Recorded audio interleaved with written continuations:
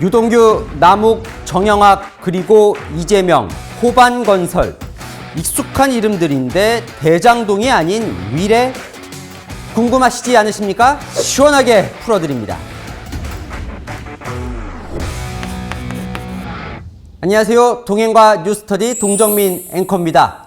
자, 대장동은 익숙하신데 위례 신도시는 좀 낯서시죠? 그런데 제가 위례 신도시를 먼저 갖고 온 이유, 수사는 대장동이 훨씬 빨리 시작을 했는데 위례 신도시도 상당히 속도가 지금 빠릅니다. 게다가 대장동을 이해하시려면 워낙 큰 일이라 위례를 먼저 공부하시면 대장동 이해하시기도 쉬우실 것 같거든요. 둘은요 판박입니다. 먼저 등장인물이 거의 똑같습니다. 유동규, 유한기, 남욱, 정영학. 익숙한 이름들이죠.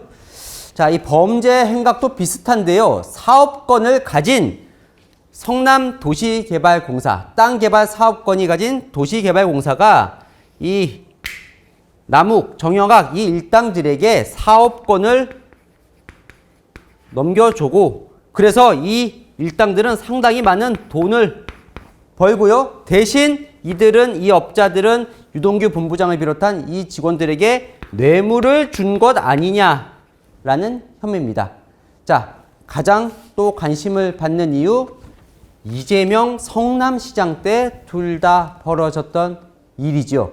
자, 이재명 성남시장은 여기서 어떻게 등장할지는 차차 알아보도록 하고요. 이렇게 보시면 될 것 같습니다. 대장동이 쫙 언제 2009년부터 2016년까지 벌어진 대하 드라마라면 위례 신도시는 2013년부터 2016년까지 이어진 대장동 축소판이다. 자, 그럼 지금부터 검찰이 파악한 위례 신도시 개발 의혹 그 전모로 들어가 보겠습니다. 자, 2010년 이재명 대표가 처음으로 성남시장에 당선될 때 위례 신도시 개발을 공약으로 내걸고 당선이 됩니다. 이 공약을 지키려고 이재명 시장이 당시에 노력을 많이 합니다. 그 땅을 갖고 있었던 건 LH였거든요. LH로부터 이걸 개발하려면 땅을 사서 개발할 수 있는 사업권을 얻어야 돼요. 그런데 잘 안 됩니다.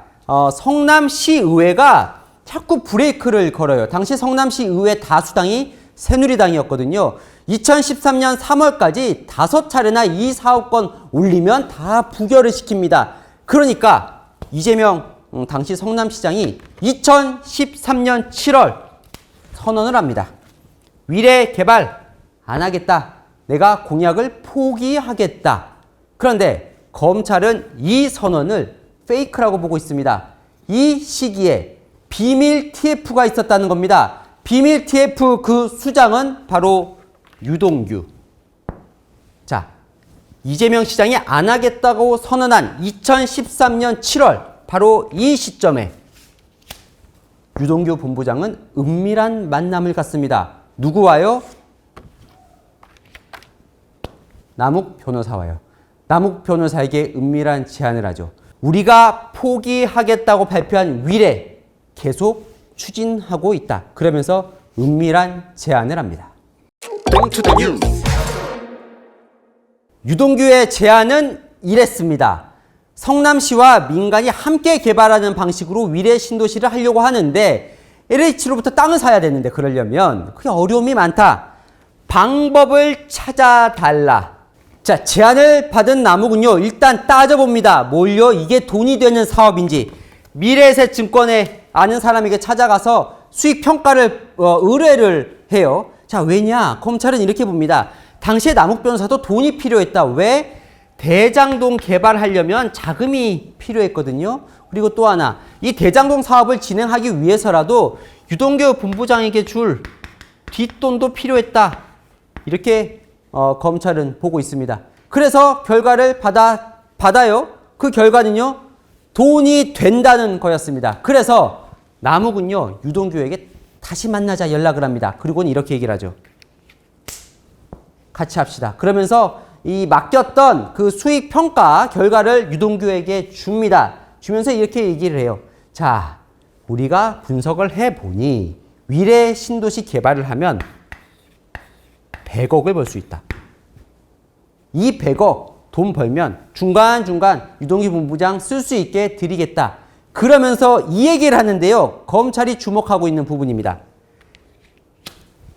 내년 4월, 늦어도 내년 6월에 돈을 드리겠다는 말을 당시 했다는 겁니다. 내년 6월 이재명 당시 성남시장의 재선을 치를 지방자치단체 선거가 있던 날입니다. 그래서 검찰은 위례 신도시 개발 대가로 이재명 재선 자금을 대려고 했던 것 아니냐 의혹을 갖고 지금 수사를 진행하고 있습니다.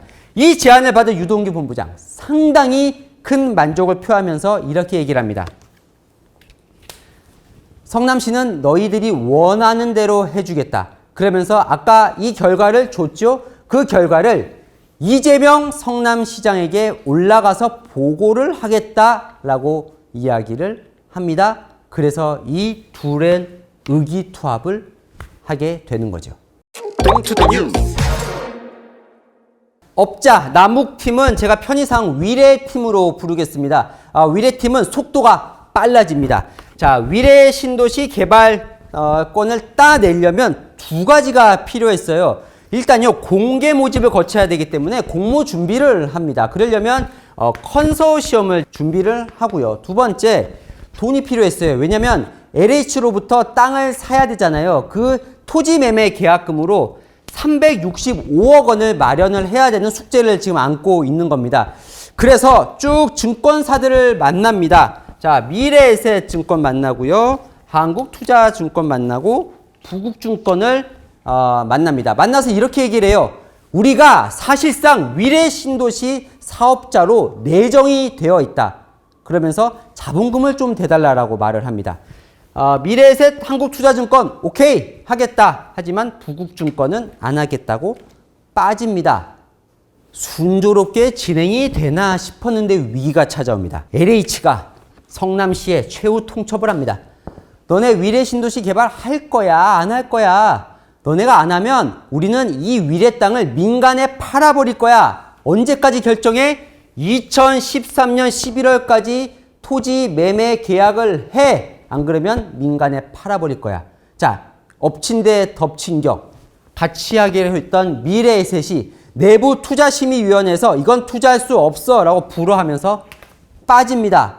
한국투자증권도 미래에셋 빠지니까 같이 빠져요. 이 위기의 상황, 절체절명의 위기 상황에서 구세주가 나타납니다. 바로 호반건설입니다.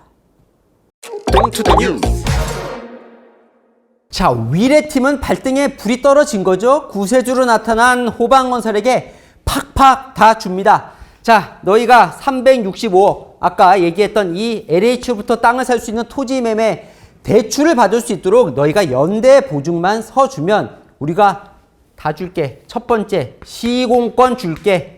공사 지을 수 있게 해줄게. 그 다음에 시행 이익 우리가 다 보장해 줄게. 호반건설 녹록지가 않습니다. 중간에 이 협상 중에 나 못해 라고 빠져버려요. 엄포를 놓습니다. 그러니까 자, 이 사업권 니네가 다 마음대로 할 수 있도록 의사결정권도 이 사업과 관련된 의사결정권도 다 너희에게 줄게. 검찰은요, 이 모든 약속을 이면 계약, 즉 뒤로 계약했다고 보고 있습니다. 그래서 검찰은 이 호반건설도 수상하다고 보고 지금 호반건설에 대한 수사도 진행 중에 있습니다. 어쨌든요, 결과는 해피엔딩입니다. 호반건설과 함께 이 위례 신도시 개발을 신청하는 공모의 신청을 함께 하거든요. 자, 결과적으로 위례 신도시 개발은 이루어졌습니다. 푸른 위례 프로젝트라는 이름으로요. 자, 호반건설 아파트로 해서 2016년에 1137세대 아파트가 준공이 됐습니다. 검찰은요, 지금 유동규, 남욱, 정영학 등 5명을 기소를 했습니다. 지난달에 부패방지법 위반으로요.